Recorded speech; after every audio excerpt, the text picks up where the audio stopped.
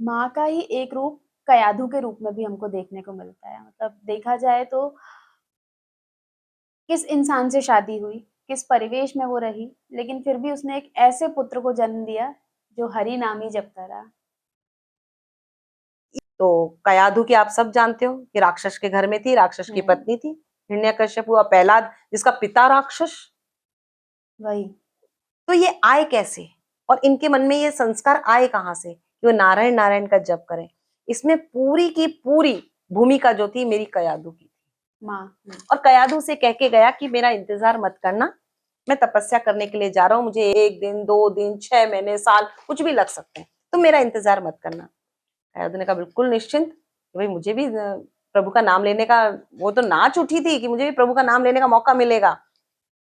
हिरण्यकश्यपु गए एक पेड़ के नीचे बैठे और जैसे ही वो तपस्या करना प्रारंभ करना ही चाहते थे कि ऊपर से तोता बोल गया, नारायण नारायण नारायण। उसने कहा दिन ही खराब है, आहा। मेरे दुश्मन का नाम ले लिया इसने, आज नहीं। जैसे कहते हैं ना राहु काल है और ये है तो हाँ। गुलिक काल है और यमकंड है, तो उन्होंने कहा नहीं आज नहीं, आज चलो घर घर चलते हैं, कल देखेंगे। जब अगर आपका पति आपसे कह के जाए कि भाई मैं 1 दिन नहीं आऊंगा 2 दिन नहीं आऊंगा या साल भर 6 महीने लग जाए और वो उसी समय वापस आ जाए तो शॉक।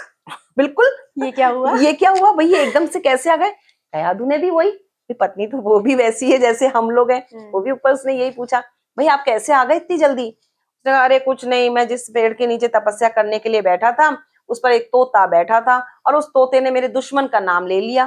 कयाधु ने कौन सा दुश्मन? कहा अरे वही नारायण का। क्या नाम लिया? कहा नारायण नारायण नारायण, एक बार नहीं 3 बार ले गया। अब कयाधु ने को तो केवल ये करना था कि उस हिरण्यकश्यपु से 105 बार ये नाम निकलवाना था ताकि वो 3 बार तो बोल चुका था और 108 बार होने पे उसकी एक माला पूरी हो जाए। ओ मैं भूल गई, आप तो कह के गए थे कि आप 1-2 दिन बाद आओगे, 6 महीने बाद आओगे, आप इतनी जल्दी कैसे आ गए? अरे अभी अभी तो बताया मैंने कि जिस पेड़ के नीचे बैठा था उस पर एक तोता बैठा था, उसने मेरे दुश्मन का नाम लिया जो था नारायण नारायण नारायण।